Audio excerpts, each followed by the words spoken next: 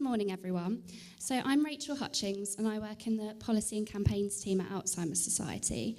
And as a team, we work with local and national stakeholders to make sure that their work delivers the best outcomes for people affected by dementia. I'm going to talk to you today briefly about two significant pieces of work that we've recently undertaken. And even though both of these are national projects, they do raise themes and issues that exist across the entire country, so will be really relevant in Bromley as well. So the first one I'm going to talk about is the results of our largest ever consultation with people affected by dementia, Turning Up the Volume, which gathered the views of over 4,000 people, and also the production of the dementia statements, which give us a clear message of what people affected by dementia have the right to receive from services and society. So firstly, Turning Up the Volume. As we embarked on our new 5-year strategy, the New Deal on Dementia, in April this year, we wanted to make sure that we understood what life was like for people affected by dementia today, as well as the views and understanding of the general public. We want to learn from their experiences and to make sure that it's those experiences that are setting our priorities and determining our work going forward. So we set out to listen to the voices of people affected by dementia, to gather their experiences at every stage of the condition so that the evidence can help us make the case for change and to ensure that the change we're calling for is genuinely the change that's needed. We partnered with Ipsos Mori, a research agency, on an innovative and complex programme of research. This included a major survey of the general public, a survey of carers, a survey of people with dementia, and over 30 in-depth interviews with people living with dementia. This is the largest consultation we've ever undertaken, and this is reflected in the numbers that I hope you can see on the screen.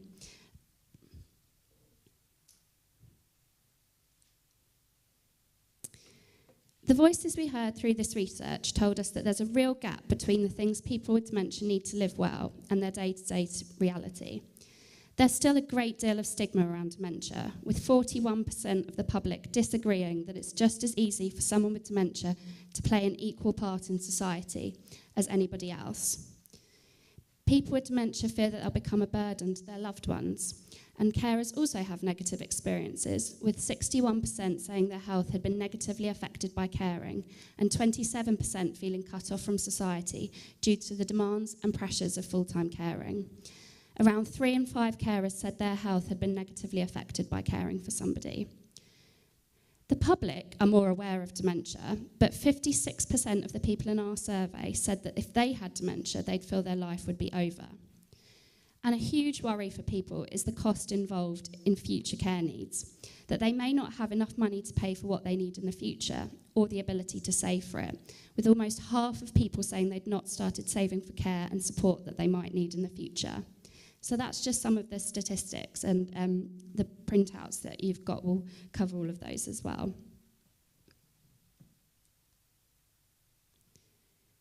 But behind these statistics, and what makes the report so special and powerful, were the voices of the people we spoke to directly. The views we gathered directly from people with dementia have reflected that these issues are rooted in some extremely stark realities that people are struggling with every day. Fear, isolation, denial, and a loss of identity were just some of the things that people experienced, and this was made worse by not getting the support they need or struggling to make ends meet. One carer we spoke to said, "I haven't had a break for 18 months. There are carers' helplines that I think you can phone, but I assume that you've got to be suicidal before you phone one." Another highlighted the impact of a diagnosis on their identity, saying, "We went into the consultation husband and wife and came out person suffering from dementia and carer." And there's clearly, as picked up in the statistics in the previous slide, still a stigma around the condition, with one person saying, "A lot of people don't want to know about it because they don't want to think they might get it. It has a bit of a stigma, doesn't it?" The findings identified through Turning Up the Volume show that we must do more, whether that's in Bromley and also nationally. And as we can see from the second project that I'll talk about, the dementia statements, we now have a clear vision of what people affected by dementia should be getting from state and society and how we need to act on this.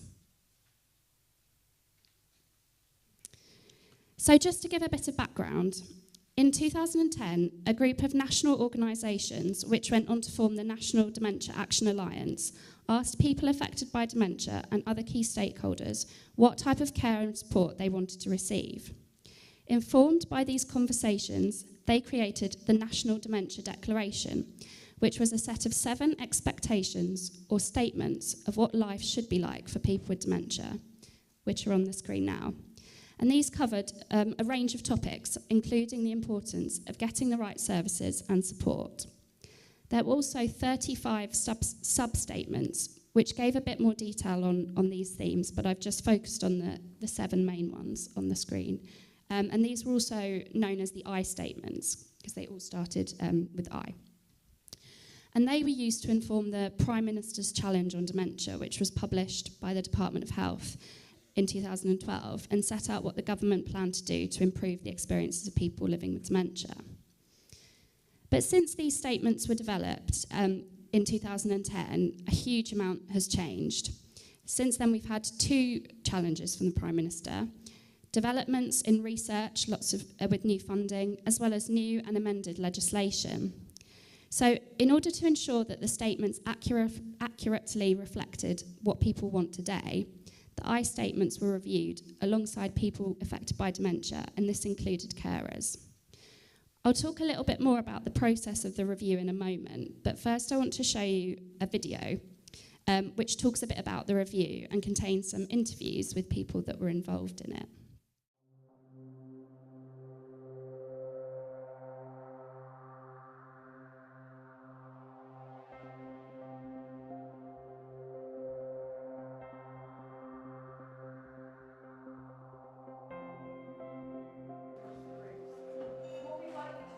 I hope that we come out with a set of statements around dementia care and living with dementia that have some real relevance to the people who live with dementia. And by that I mean carers as well as people who actually have a diagnosis.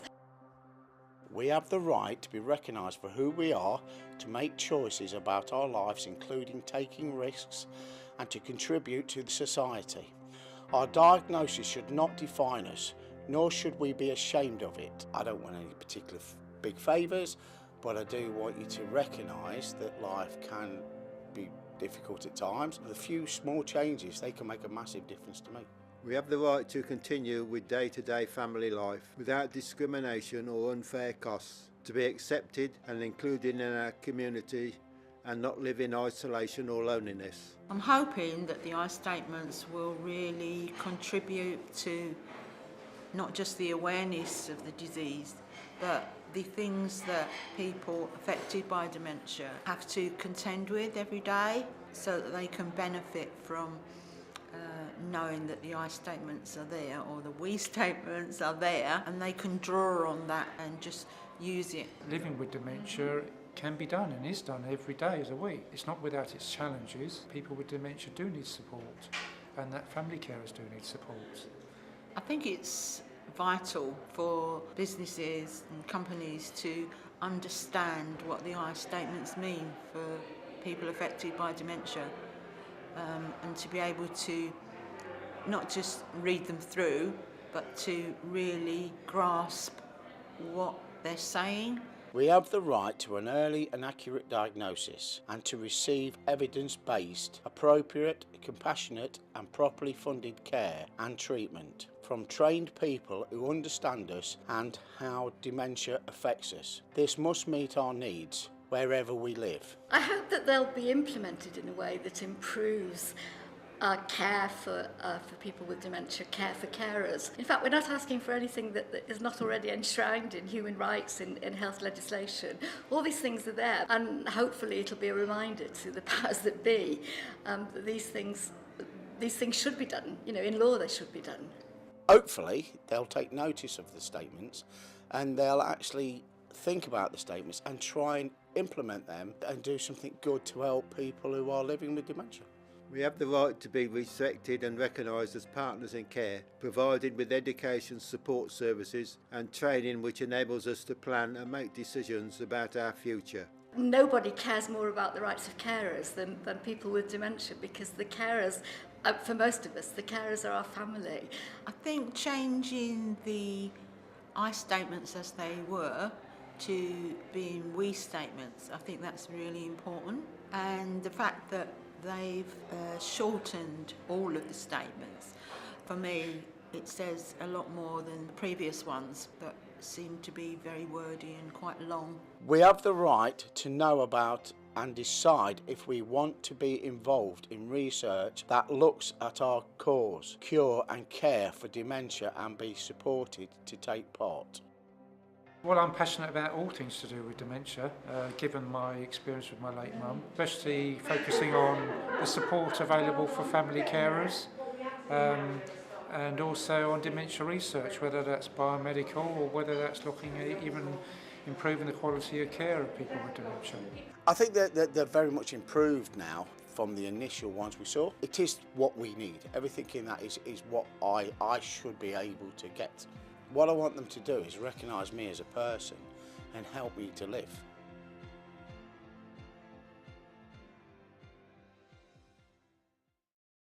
So this project was a review of the original 7 I statements, which were on the previous slide. And Alzheimer's Society were heavily involved in this review, which we led on behalf of the Dementia Action Alliance, but with the support of a steering group made up of people with dementia and members of the DAA steering committee. So during the review, we held 15 group discussions and also a series of one-to-one interviews with people affected by dementia and carers to find out the things that were important to them and what needed to change. And what came through this evidence gathering was that everybody was different and everybody had different things that were important to them. So for one gentleman, it was really important that his GP had a good understanding of dementia and was able to recognise that something wasn't quite right when he went to see him about something else.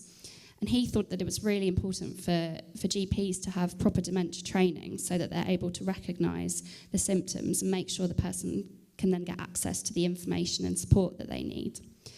For another woman, it was really important that people saw her and not the diagnosis. She felt lucky that no one she'd told had reacted badly, and she said she just went on being me. And others really emphasised the importance of getting involved in research, which is reflected in the 5th statement. And one gentleman described his experience of involvement as feeling like he hadn't been forgotten because being able to be involved in research made him feel like he was really contributing to something. And through all of those groups and interviews, 6 key themes were identified. And they were identity, community, independence, care, carers, and research. And so after summarising all of the evidence under those different themes, we held a drafting event, which was attended by people with dementia and carers and former carers as well. And it was that group that drafted the set of the new statements based on all of those themes. After that, we held a consensus event, and some of the footage from that event was in the video, where the final version of the statements was agreed. There were also representatives from DAA organisations there as well. And the statements were then welcomed and endorsed by the Dementia Programme Board, which monitors and supports the implementation of the Prime Minister's Challenge on Dementia in April of this year. So there's real sort of cross-sector support for these statements at a really high level as well.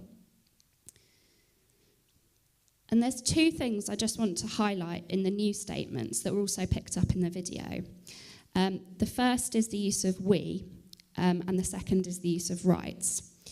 So the use of we instead of I was decided at the drafting event, and the reason behind this was to emphasise a few different things, but one of the main reasons was the importance of carers and different family groups. One of the main criticisms of the old statements was because they started with I, they didn't really reflect that importance, and it was really a priority that these new ones did. But it was also the fact that kind of everybody is affected by all of these issues. And then the second is rights. So using a rights-based approach that demonstrates that these things should be done, and it's like a rallying call to improve the lives of everyone affected by dementia and makes people feel like they're part of a much bigger movement along with the we. And so the statements therefore begin with these three sentences. So the person with dementia is at the centre of these statements. They represent everyone living with any type of dementia, regardless of age, stage or severity. The we used in these statements encompasses people with dementia, their carers, their families, and everyone else affected by dementia. And these rights are enshrined in the Equality Act, mental capacity legislation, health and care legislation, and international human rights law. So the new statements, which are up on the screen, reflect the things that people have said are essential to their quality of life. Grounded in human rights law, they just recognise that nobody should be treated any differently because of a diagnosis. And going forward, it's clear that at present the hopes and expectations of people are starkly different to the realities that we learn about through these two pieces of research. There's a gap and it must be closed. State and society, whether that's in Bromley or in the whole country, need to unite to build public understanding, offer quality and affordable care, and to support people to live the life they want to. In particular, Alzheimer's Society wants to see three things, and these are reflected in our new strategy. A new deal from government, in particular long-term sustainable funding for dementia care. A new deal from care providers, which makes sure that everybody affected receives the support they need across every stage of the dementia pathway. And finally, a new deal from society, where everybody can unite to create communities where nobody's excluded and nobody faces dementia alone. And local dementia action alliances, like what we have in Bromley, are a really good way to start doing this. So thank you, that's everything from me, but I'd now like to introduce a video with Jerry Paul, who's in the audience, who's a local person living with dementia. And afterwards you'll hear from Nikki from the Bromley Dementia Hub, who's going to talk a bit more about what's happening locally. Thank you.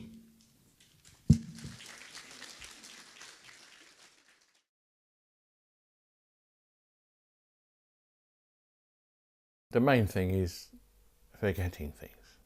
I recently caught up with my eldest son, who wasn't aware of my situation, had a nice chat with him about it. He said, "Dad, you're still dead." But on the basis that you're still telling me what to do. And I said, "But you've told me a lot of what to do. And it helps me." My daughter is an annoying little lady on occasions, because she does things to help me the way she wants to help me. She's not saying, "Oh, is it all right if I do it like this, Dad?" What's so annoying is that she is a university graduate from Canterbury University, and there she's looking after her dad, where she should be out there earning lots of money. I shop at Sainsbury's on the basis that it's only up the top of the road and it's easy, and I've worked out a plan of the aisles so that I can write in between each aisle what I want to pick up from that particular aisle, and I follow that all the way through. I'm still coming back with not picking up stuff that I've written down. It's so annoying. But on the other hand, it makes this work, which is the main thing about having dementia, I think. Keep the brain working well, and well, you're hopefully on a winner. My parents bought a flat down at Margate, which is in the process of being sold now, and I can get all the way down there on my pass. Now, I can get so far by train, which is down to Ashford International, but I then can go on from there by bus all the way down to Margate. And I think to myself, that's great, you know. And I don't think that our great British transport system is telling people that. Well, especially someone like myself who's suffering from this horrible thing, dementia. But on the basis that they ought to know. But no one's, when you go and get your pass, you just stamped up, put your photograph on it, here we are, and you're sent on your way, sort of thing. So I got on the bus, and I was going along, and I looked up to see what the next stop was, and it wasn't working. And I thought, well, crikey, I and I knew there was a Halfords nearby. I ended up going a wrong way, and then I started to walk back, and that's why you never saw me that day. You know, if I decide that I get on the wrong bus and not reading what the front of the bus said, it's my own fault. But I knew that this bus went past there. But the fact that it didn't say where he wasn't announcing because his machine wasn't working, I found that a bit let down by London Transport, let's put it that way. Something I hate doing, but I sometimes do, get into a little bit of a panic, because I know that I'm not 100% these days. And there are a lot of people that aren't 100% like myself. So if it can happen to me, which I'm pretty good at sorting things out, boom, boom, boom. But on this occasion, it left me sort of blank, if you know what I mean, like the screen was. I'm aware about the dementia. So anything that confuses me, I want to try and get it right to why I've got a little bit of a, oh, I'm not sure about this situ, sort of thing. And anything that can be done, because regretfully there are, as you know, quite a few dementia sufferers out there, sadly. But you know, we want to make life easy for everybody, really, don't we? Having a card to say that I'm a dementia sufferer. But then there are some of the people that were at your session were really into it, more so than me, as I think to myself, I think I've got a handle on it. Would some of the people that were there know to get a card out of their purse or their pocket to show someone? I could, no problems at all. Whether I want to is another thing, because I think to myself, well, I've still got a majority of my faculties pretty quick, and I don't want anybody feeling ill and uncomfortable with me, if you know what I mean. I feel more comfortable chatting to you about what I'm going through, because what I'm going through isn't life affecting. It's just part of my life that I've just got to get on with, and I'm doing it in such a way, with your help, to say, oh, I can handle that, I'm okay, I can walk up the road and not worry about Sainsbury's, and if I get something on the list, I can always go back another time, it's not a worry. And that's my whole attitude in life. It's not worth worrying about. So what I'm going through, as far as my family's concerned, is my problem, but should it get worse, I'll discuss it with them, and obviously discuss it further with yourself. I've been much more confident chatting to yourselves about it, to think to yourself, well, I'm all right, you know, I'm getting through, I'm not forgetting too much, I'm enjoying going shopping. If I go down the wrong bloody aisle, I can always look at my list, etc, etc, etc. And that's my way of looking at get on with life. I'm presently negotiating with my ex-wife to see if I get any worse, I want her to be the one to come and look after me. I don't want, Jenny's a wonderful daughter, but with Di, I can then say to her, look, you know, if I start getting up in the middle of the night and wandering around, you'll turn around and say, well, the bloody hell you going, for example. Things like that. So that's I don't want to get that far yet, because I think at the moment I'm making sure I don't do things like that. Sharing your problems with the whole group, getting excellent feedback from yourself and the two people with you on occasions. I felt that on occasions some of the other people there weren't there, if you know what I mean. Whereas I was up for the whole thing. I was taking it all in and learning from it. No, it's just to liven up your life in a certain respect. That's the way I see it. Bring Me Sunshine was the song for the group, wasn't it? That we sang every week. Yeah, absolutely brilliant. At the end. Absolutely brilliant. Yeah. Morning, everyone. I'm Nikki Fishman. I'm the Community Development Worker for the Bromley Dementia Support Hub. And we've just heard from Rachel from the Alzheimer's Society, giving us the national sort of picture about what's happening with dementia and how we're sort of looking at changing and giving a voice to people with dementia. And really what I want to just do very quickly is give you a flavour of what is actually happening here in Bromley.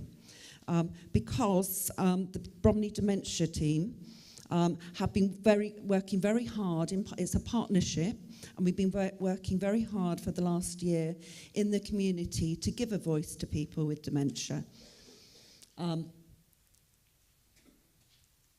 And at the moment, these are statistics, and I think you have these in your delegate pack, so I'm not going to dwell too much on these at the moment, just other than pointing out the 4 cognitive stimulation therapy courses, of which Jerry also participated from.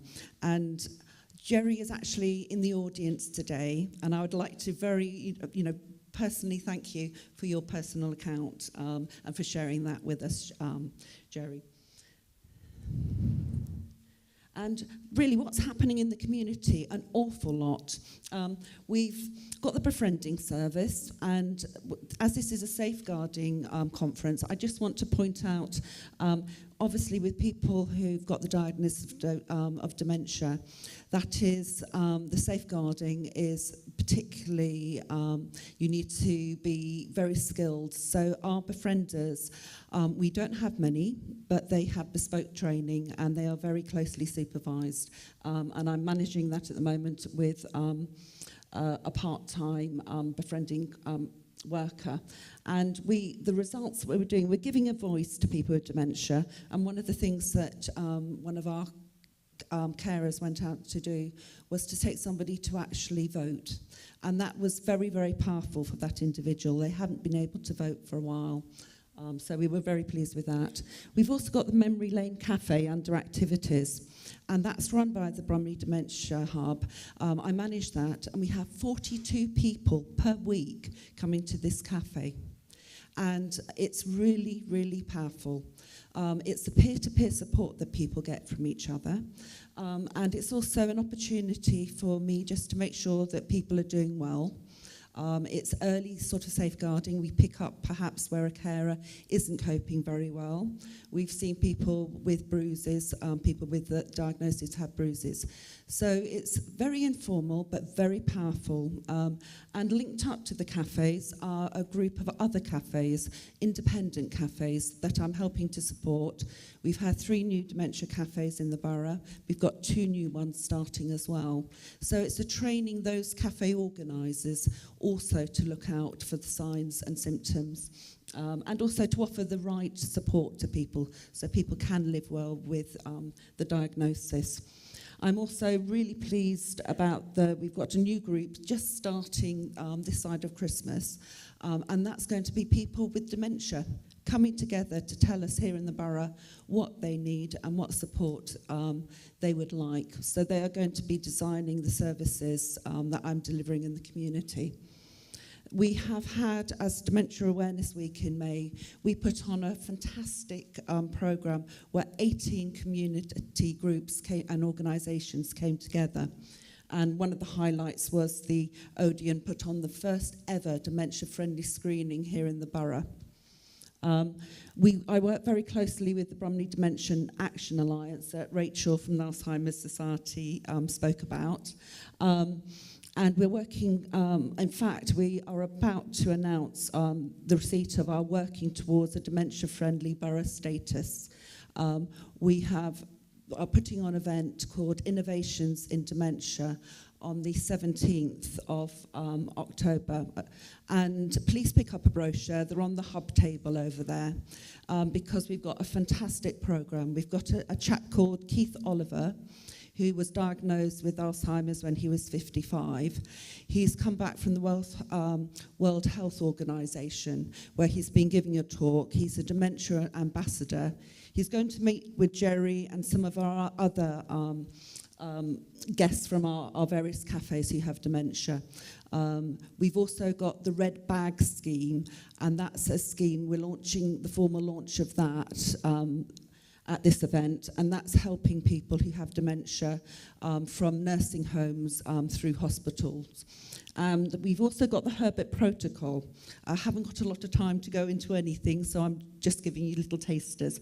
This is really important. We've already touched on, and again, because it's safeguarding, people with the diagnosis sometimes go walking and don't come back.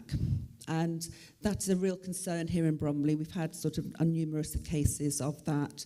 And the Herbert Protocol is actually a scheme to ensure that we make, that we bring people safely back and we monitor. So we'll be launching that. So come along and hear about that. And lastly, but most importantly as well, there's a really wonderful opportunity for people in the room to go on the virtual dementia tour bus, which is going to be parked in the High Street on Monday. There are some spaces left, so please do come and find me over on the Dementia Hub stall. And likewise, I haven't been able to tell you here about what the processes are for if you want to refer to the Dementia Support Hub and what other services we can offer. So please do. And again, if you want to make your departments dementia friendly, that's something that we're doing as well. So come and find me over by the Dementia Hub stall in the breaks, and I can give you a lot more information. Thank you for your time.